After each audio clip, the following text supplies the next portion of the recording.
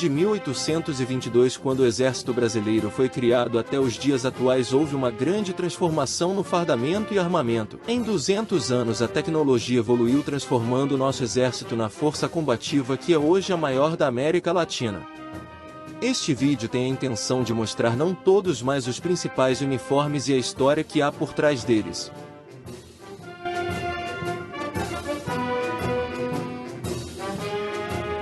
Exército Libertador Brasileiro. Guerra de Independência. De 1822 a 1824. O Exército Libertador Brasileiro foi instituído pelo Imperador Dom Pedro I ainda em 1822, se separando das unidades portuguesas. As unidades contavam com poucas unidades de linha composta de regimentos de linha, com a maioria de brasileiros e alguns portugueses fiéis ao imperador. Para completar a falta de soldados, foram formadas milícias civis e contratados mercenários europeus, marinheiros ingleses, soldados irlandeses e oficiais franceses. O recém-formado Exército Brasileiro enfrentou forças portuguesas na Bahia, Piauí e na Cisplatina, atual Uruguai.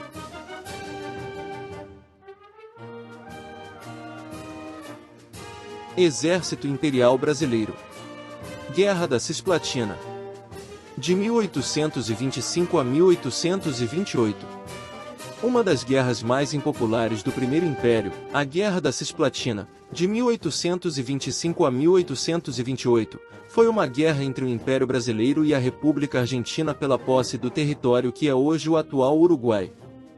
Em 9 de março de 1824, as últimas tropas portuguesas se rendiam aos brasileiros em Montevidéu, acabando com a Guerra de Independência que começou em 1822. Mas a inquietação na Cisplatina da população de idioma espanhol, que não queria ficar sob jugo do Brasil, atraiu os argentinos, que desejavam obter de volta o território que era a banda oriental do Vice-Reinado da Prata. A guerra rompeu em 1825, durando até 1828.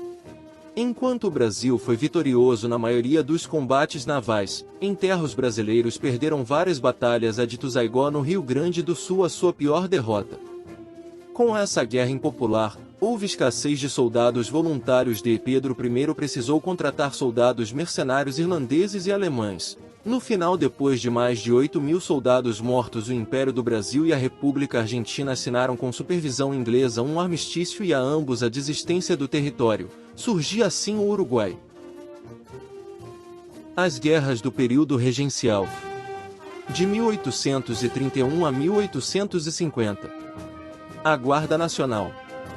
A Guarda Nacional foi uma força militar organizada no Brasil em agosto de 1831, durante o período regencial, e desmobilizada em 7 de setembro de 1922. Sua criação se deu por meio da Lei de 18 de agosto de 1831, que cria as guardas nacionais e extingue os corpos de milícias, guardas municipais e ordenanças. Quando Dom Pedro I renunciou em abril de 1831, o Exército Imperial Brasileiro, após a Guerra da Cisplatina, de 1825 a 1828, era composta em sua maioria de pardos pobres, condenados pela justiça, criminosos e oficiais estrangeiros. Muitos contaminados pelos ideais republicanos.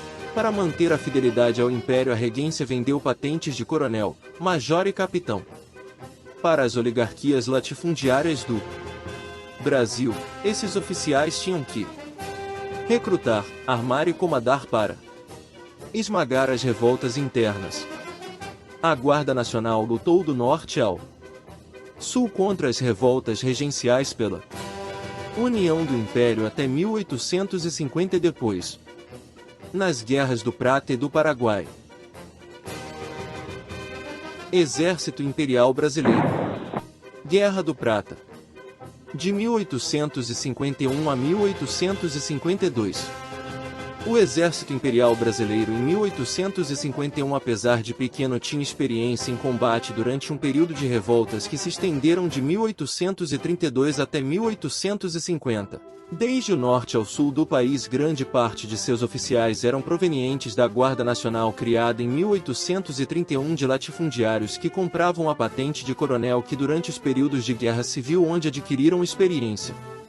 Também surgiram grandes comandantes como Caxias, Chico Pedro, o Moringue, E o Conde de Porto Alegre. O exército estava relativamente bem armado, com seus regimentos dotados de artilharia, tropas de militares especializados como oficiais de marinha, engenheiros, médicos e atiradores. Eram contratados mercenários estrangeiros, em sua maioria britânicos e prussianos, alemães. Exército Imperial Brasileiro. Voluntários da Pátria. Guerra do Paraguai. De 1864 a 1866.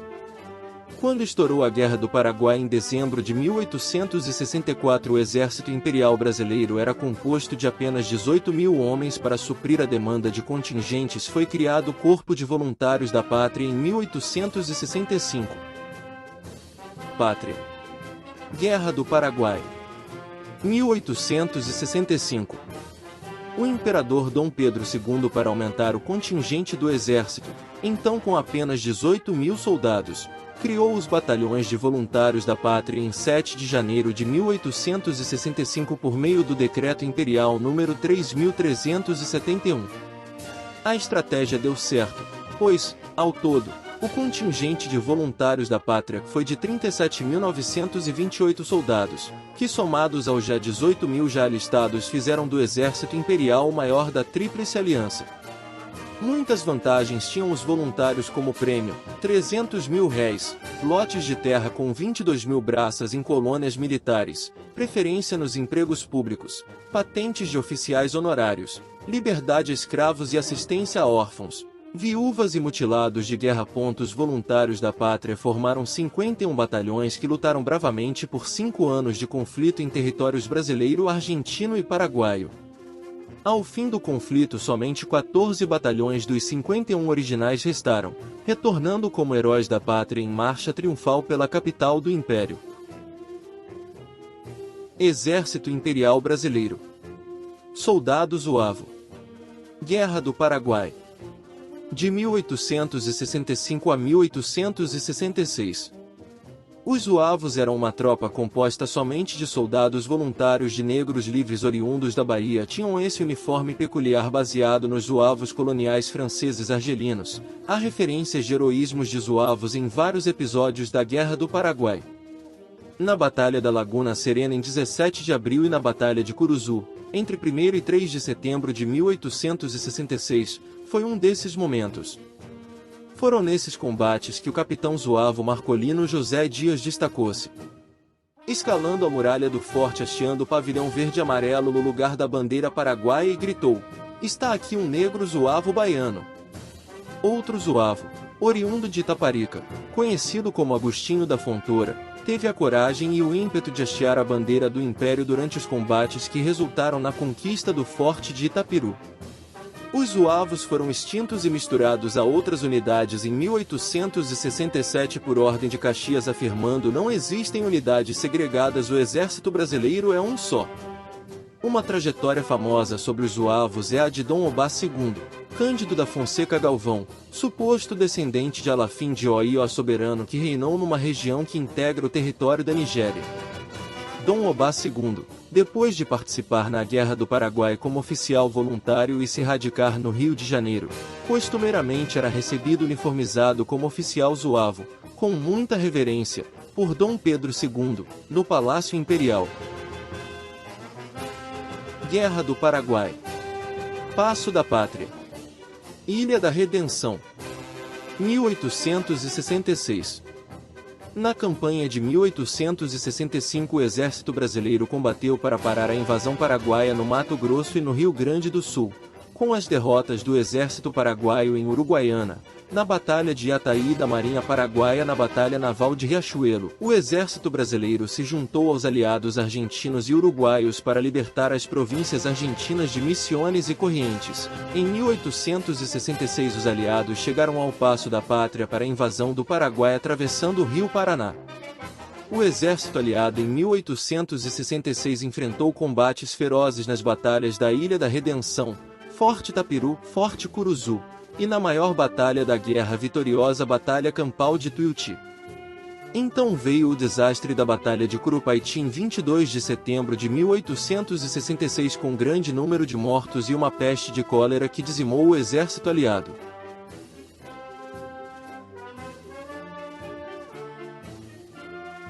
Exército Imperial Brasileiro. Guerra do Paraguai. Passo da Pátria e Dezembrada. De 1867 a 1868. Depois do desastre da Batalha do Forte de Curupaiti em setembro de 1866, com mais 998 mortos e 1.555 feridos, a maioria do exército argentino, e com a epidemia de cólera, o comandante-geral aliado general argentino Bartolomeu Mitre perdeu o comando aliado. Em seu lugar foi substituído por Luiz Alves de Lima e Silva, o Duque de Caxias. Ele reorganizou o exército brasileiro padronizado os uniformes, criando o Hospital de Sangue, acabando com cólera, com medidas de higiene, expulsou as vivandeiras mulheres que acompanhavam as tropas, mandou prender ladrões, fuzilar desertores. Rearmou e disciplinou a tropa. Depois de julho de 1867 reiniciou uma ofensiva cercando e capturando a fortaleza de Humaitá. Em dezembro de 1868 aniquilou o exército paraguaio em 4 batalhas: Itororó, Avaí, Lomas Valentinas e Angostura, capturando Assunção em 1º de janeiro de 1869. Exército Imperial Brasileiro. Guerra do Paraguai. A retirada da Laguna. De 1867 a 1868. Em 1865 o Comando Imperial mandou organizar uma tropa para a retomada da província de Mato Grosso. Sob o comando do coronel Pedro Drago, uma força de 3.680 homens partiu do Rio de Janeiro em abril de 1865. Chegou em São Paulo e marchou para Minas Gerais. Pedro Drago foi chamado de volta para a capital. Em seu lugar assume o coronel Carlos Camisão, que continuou a marcha para o Mato Grosso. Durante a marcha, muitos soldados desertaram e morreram de cólera e tifo. Somente em outubro de 1866 a coluna, com muitas baixas, chegou a Coxim, no MT. Depois de encontrar Nioac, fazia Camisão em abril de 1867, mesmo com a tropa debilitada, decidiu invadir o Paraguai. A retirada da Laguna, apesar de heroica, foi uma das maiores derrotas brasileiras da Guerra do Paraguai, imortalizada por Tuna, e apenas 780 homens retornaram a São Paulo em 1868. A Campanha da Cordilheira. Guerra do Paraguai. De 1869 a 1870. Após a tomada de Assunção, a capital do Paraguai, em 1º de janeiro de 1869, o comandante-geral das tropas aliadas, Duque de Caxias, voltou para o Brasil, sendo substituído pelo genro de Dom Pedro II. O francês Conde de Eu começava assim a Campanha da Cordilheira no norte do Chaco paraguaio. O ditador Solano Lopes fugiu para o interior sem se render, e como o exército paraguaio já havia sido praticamente destruído na dezembrada de 1868, Lopes enviou milícias compostas de adolescentes, mulheres, velhos e indígenas. O Uruguai em 1868 já havia saído da guerra, e em meados de 1869 a Argentina também havia saído. O exército brasileiro enfrentou 2 grandes batalhas ainda em 1869, Campo Grande e Peribegui. Também uma guerra de guerrilha. Em 1º de março de 1870 Lopes foi cercado e morto na Batalha de Cerro Corá, no Arroio Aquidabã, acabando com a guerra. Entre 1869 e 1870, 65% das tropas do exército brasileiro na guerra eram compostas por soldados pardos e negros recrutados à força das camadas pobres da população, libertos das fazendas e engenhos do Sudeste.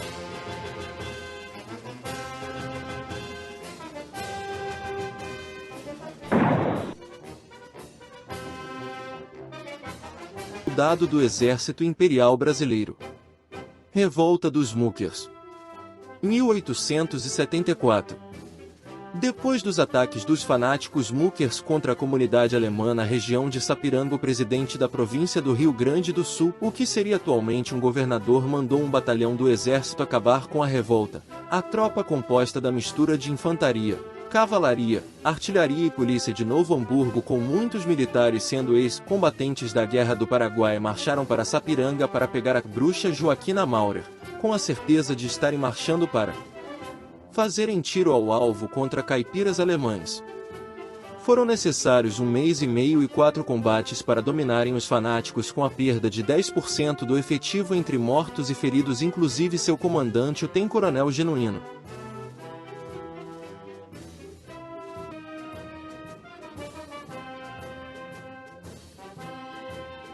Exército Brasileiro. Revolta da Armada. De 1893 a 1894. Durante o governo de Floriano Peixoto, de 1893 a 1894, a Armada, ressentida da não participação no governo liderada por Custódio de Melo, se insurgiu contra o exército no Rio de Janeiro. Entre 13 de setembro de 1893 a 4 de março de 1894, os navios da Marinha trocaram tiros com as fortalezas da Baía de Guanabara que eram guarnecidas pelo exército. As tropas do exército combateram os marinheiros no ataque da Ponta da Armação em Niterói em março de 1894. Os navios que não escaparam para sul foram capturados pelo exército. Exército Brasileiro. Revolta Federalista. De 1893 a 1895. Os pica-paus, legalistas ou republicanos. No começo da República, o exército brasileiro ficou ao estilo do exército francês, com túnicas e capotes azuis e calças vermelhas. O armamento com o uso de fuzis, canhões franceses e austríacos. Muitos oficiais foram estudar na França. A maioria das tropas republicanas vinham do estado de São Paulo, do Paraná e do próprio Rio Grande do Sul. As tropas do Rio de Janeiro estavam enfrentando a revolta da Armada, então capital do Brasil na época. Os soldados do exército no Sul iam com a convicção que estavam enfrentando um bando de monarquistas. O apelido dos soldados do exército brasileiro no conflito vem do fato dos seus capes vermelhos e túnicas azuis se parecerem com a cor de um pica-pau comum nos pampas do Rio Grande do Sul.